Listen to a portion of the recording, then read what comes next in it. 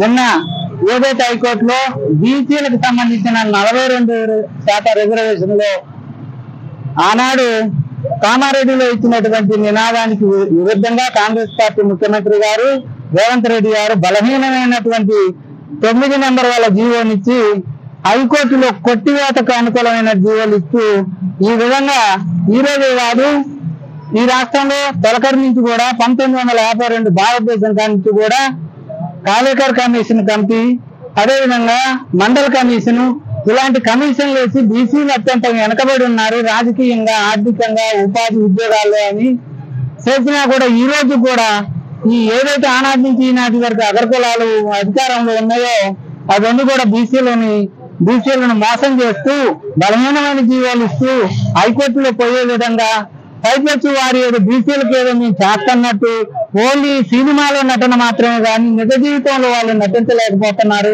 మనం మోసం చేస్తున్నారు కాబట్టి ఈ రాష్ట్రంలో ఉన్నటువంటి 1,80,00,000 బీసీ జాతులు మొత్తం కూడా ఒకసారి ఆలోచన చేయాలని వీళ్ళు చేసే మోసాలను దగాలను ఎండగట్టాలని ఈ రోజు మేము ఈ నిరసన కార్యక్రమం ద్వారా ఈ రోజు మేము ఏదో మా నిరసన కార్యక్రమం చేస్తున్నా కూడా పాలక వర్గం అధికార యంత్రాంగాన్ని తీసి మాకు కొన్ని ఇబ్బందులు కల్పించడం జరిగింది మరికొన్ని రాబోయే రోజుల్లో కూడా బీసీ సంఘాలు మరింత కూడా ఐక్యంగా సంఘటితంగా పోరాటం చేసి మనం 42% కాదు మనం ఏదైతున్నామో 62% రాబట్టుకోవాలని ఈ సభాముఖంగా తెలియజేస్తా ఉన్నా జై టీఆర్పీ జై టీఆర్పీ జై టీఆర్పీ జై టీఆర్పీ యావత్ తెలంగాణ రాష్ట్రంలో 42% రిజర్వేషన్ కి వ్యతిరేకంగా ఈ యొక్క బంద్ కార్యక్రమాన్ని ఇవ్వడం జరిగింది. దీంట్లో బీసీలకు 42% ఇచ్చే దాంట్లో ప్రభుత్వం చేసే నిర్లక్ష్య వైఖరికి నిరసనగా యావత్ తెలంగాణ రాష్ట్రంలో అన్ని జిల్లా సెంటర్లలో ఈ యొక్క నిరసన కార్యక్రమాన్ని తెలియజేయడం జరిగింది.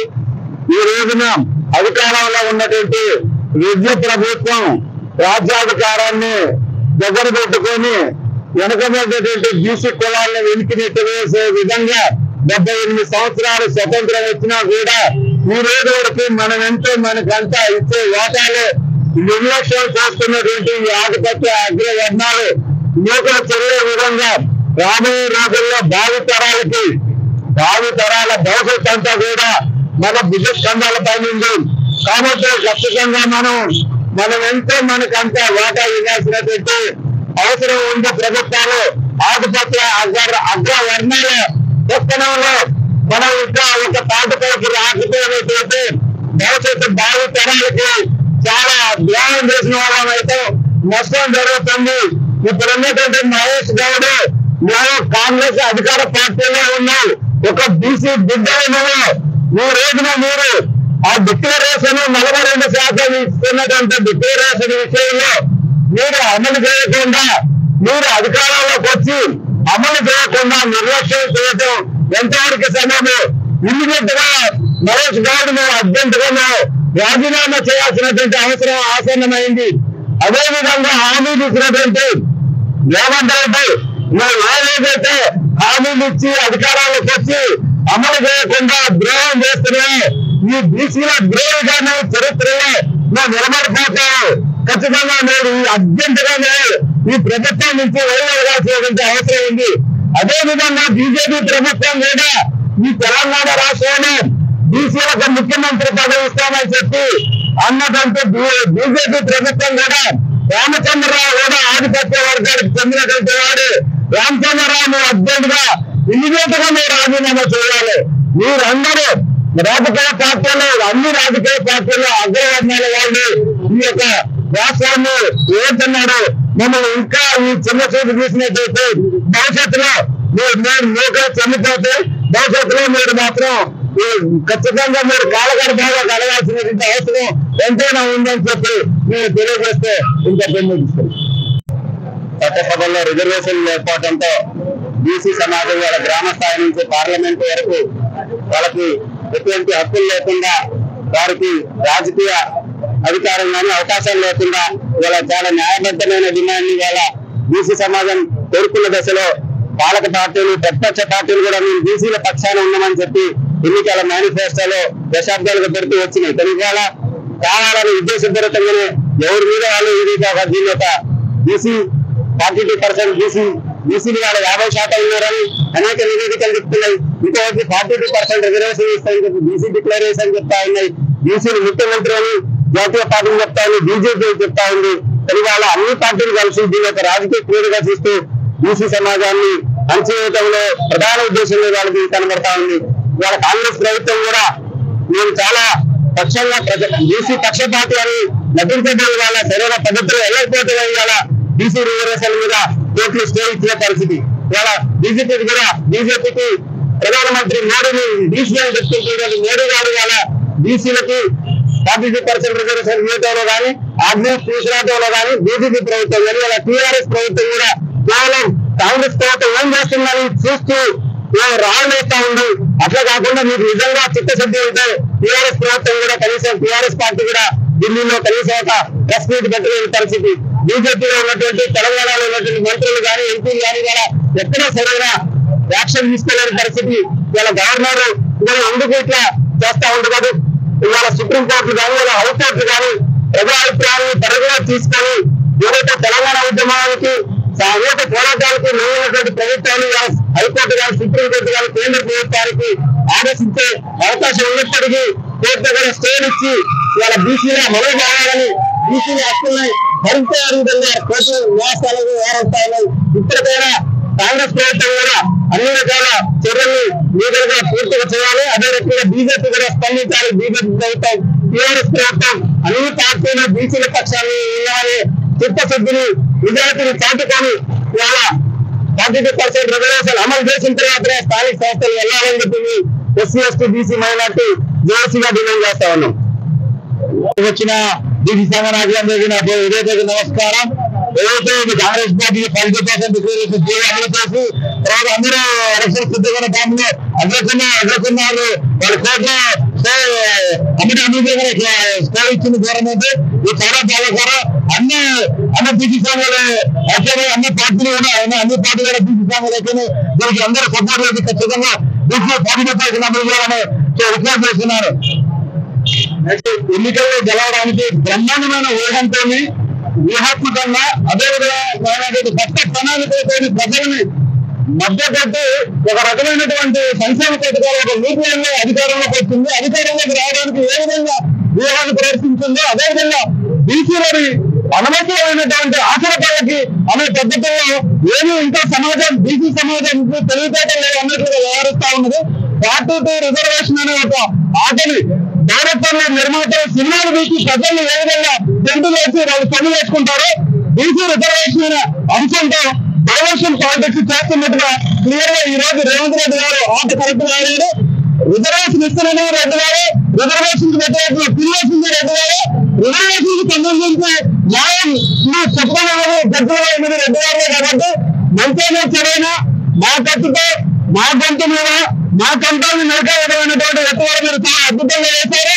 మీ స్కూలు మీ కట్ట మీ స్కూల్ లో అంటే మాకు అర్థమవుతా ఉన్నది. ఏదైనటువంటి కూడా పక్కనున్న ప్రతిపక్షాలైనటువంటి బీజేపీ బీఆర్ఎస్ మీరు నట్టండి మేము వెనకనికి చేస్తాం లేదా మీరు తప్పండి మేము ఎదురొచ్చి పంపాలన్నట్టు వాళ్ళు చూస్తున్నారు. మీరు అందరూ కలిసి అద్భుతమైన ఆట ఆడుతున్నారు. ఇది అర్థమైపోతూనే ఉన్నది. ఇకనేమో మీరు ఇప్పటి వరకు నయాంతరం వేశారు. ఇప్పటికాల ఎంతగా కాకుండా ఈ బీజీ సమాజానికి తక్షణమే సమాధానం చెప్పాల్సిన అవసరం ఉంది. ఎన్నోగా మంత్రులు దేశాలు మీరు రాజీనామా చేస్తారో లేకపోతే బయటకు వచ్చి మా బీజీ సమాజానికి అన్యాయం జరుగుతుందని ముసుగులేకుండా చెప్తారా? మొన్న జరిగినటువంటి అమెరికా నాయకులకి కమ్మం ప్రభాకర్ వారు క్షమాపణ చెప్పారు. దానికన్నా ఎక్కువ అవమానం జరుగుతూ ఉంది బీసీ సమాజానికి. కాబట్టి మహేష్ కుమార్ గారు కమ్మం ప్రభాకర్ అయినా బీసీ ప్రజాప్రతినిధులు మీరు ఇప్పటికైనా బయటకు వచ్చి మాట్లాడాల్సింది. లేకపోతే మీ రాజకీయ జీవితంలో మీరు చదరాన్ని మరక వేసుకుని ప్రయత్నం చేస్తూ ఉన్నట్టుకుంటారు. చరిత్రగా దయచేసి మారకూడదని చెప్పేసి జాతీయ పార్టీల అదేవిధంగా ప్రాంతీయ పార్టీలకి తెలియజేయడం జరుగుతూ ఉన్నది. ఈ రోజు నిన్న హైకోర్టు స్టే ఇచ్చిన సందర్భంగా బీసీ నాయకత్వం ఉద్యోగం రాష్ట్ర వ్యాప్తంగా నిరసన కార్యక్రమాలు చేపట్టడం జరిగింది. అందులో భాగంగా ఖమ్మం ప్రాంతంలోని జడ్పీ సెంటర్ నందు ఈ కార్యక్రమం నిర్వహిస్తున్నారు. రేవంత్ రెడ్డి 42% రిజర్వేషన్ మూవీ యొక్క రేవంత్ రెడ్డి హీరోగా నటించినటువంటి మూవీ ఏదైతే ఉందో అది క్లైమాక్స్ నిన్నతో జరిగింది. ఈ సినిమా చాలా అద్భుతంగా బీసీలను ఎంటర్టైన్మెంట్ చేస్తూ 2 సంవత్సరాలు కాస్తంత కాలాపన గడిపాడు. వాస్తవానికి చాలా ఈ తెలంగాణ రాష్ట్రంలో ఉన్నటువంటి దేశంలో ఉన్న మేధావర్గం అంతా చెప్తుంది ఈ రిజర్వేషన్ లేఖనం అనేది పై నుంచి కిందికి రావాలని చెప్తుంది. అయినా కానీ ఈ రాష్ట్రం చుట్టే ఈ కోర్టు చుట్టే చెప్పడం అంటే దాని వెనక చిత్తశుద్ధి లేదనేది మనకు కనపడుతుంది. వాస్తవానికి ఇలా ఇండియా కూటమి మొదటి స్థానాలు ఉన్నప్పటికీ పార్లమెంట్ లో ఢిల్లీ విషయంలో కానీ ఆ ఢిల్లీ చంద్రమంది ఎంపీని కూర్చోబెట్టలో ఏదో జరిగిందంటేనే చిత్తశుద్ధి లేదని కనపడుతుంది. ఒక ప్రక్రియను ఎక్కువ తీసుకుంటే కూడా ఇది మేధపూరితంగా కాస్తంత గ్రామాలకు బీసీల మీద ఏమాత్రం చిత్తశుద్ధి లేదు. నేను చెప్పదలుచుకున్నాం ఈ నిజంగా చిత్తశుద్ధి ఉంటే ఢిల్లీ ధర్నాలు చేసుకోదలుచుకున్నాం. ఇండియా కుటుంబం మొదటి స్థానంలో ఉంది. ఈ తెలంగాణలో ఉండి మోదిన సభలు ఉంటే కూడా కనిపిస్తుంది ఢిల్లీలో మనం యుద్ధం చేద్దామని చెప్పదలుచుకున్నాం. ఇంకా దమ్ముంటే సవాలిస్తున్నారు రేవంత్ రెడ్డి గారు ఈ కార్యక్రమాలు తెలంగాణ గడ్డవారు ఢిల్లీ అనుమతిలో తీసుకున్నామని చెప్తున్నాం. ఇలా బీసీ నాయకత్వం అంతా మేధావర్గం అంతా కూడా ఇదే మాట్లాడుతున్నా మేము ఇక్కడే డ్రామా చెప్తున్నాం. ఎడ్లే కోట్లకి వెళ్తారు, ఎడ్లే బీసీల కోసం మాట్లాడతారు, ఎడ్లే తీర్పులు ఇస్తారు. ఎంపీ ఏమన్నారు మాకు ఎంత ఘనంగా ఉన్నారు. ఇక ఊరుకునేది లేదు. ఈ 42% రిజర్వేషన్ అమలైనంత వరకు ఈ తెలంగాణ రాష్ట్రం ఒక ఉద్రిక్తంగా మారుతుంది. పెద్ద రావడంలో దీన్ని దారి చేస్తాం ఖబర్దారని చెప్తున్నాం. ఈ కేంద్ర రాష్ట్ర ప్రభుత్వాలు ఆయా పార్టీలో ఉన్నటువంటి అగ్ర కులాలు కూడా దీనికి చిత్తశుద్ధిగా లేవని మనకు అర్థమవుతుంది. ఇలా సీలింగ్ దాటిపోయింది అంటున్నారు. ఈ డబ్ల్యూఎస్ రిజర్వేషన్ ద్వారా ఎప్పుడో సీలింగ్ దాటిపోయింది. ఆ మాట ఒక్క మాటగా రేవంత్ రెడ్డి మీరు కోర్టు మాట్లాడారా ఏం కూడా మాట్లాడలేదు. సీలింగ్ పరిస్థితి అడిగింది ఇంకా. కాబట్టి ఎంత మోసపూరితో బీసీలను మోసం చేసి రైతులు గాంధీ పోరాడుతులే బీసీలను రిజర్వేషన్ వస్తాం చెప్పడం కోసం మీరు డ్రామా చేస్తున్నారు. ఈ మోడీ నుంచి మాట్లాడు దాని నుంచి చెప్పడం కోసం ఆ సంఖ్యను ఊరం కోసం డ్రామా ఇక మీకు మీ రిజర్వేషన్ అమలైనంత వరకు పోరాట రూపంలో చేస్తామని చెప్తున్నాం.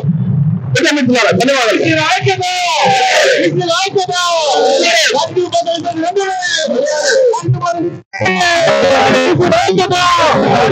అలా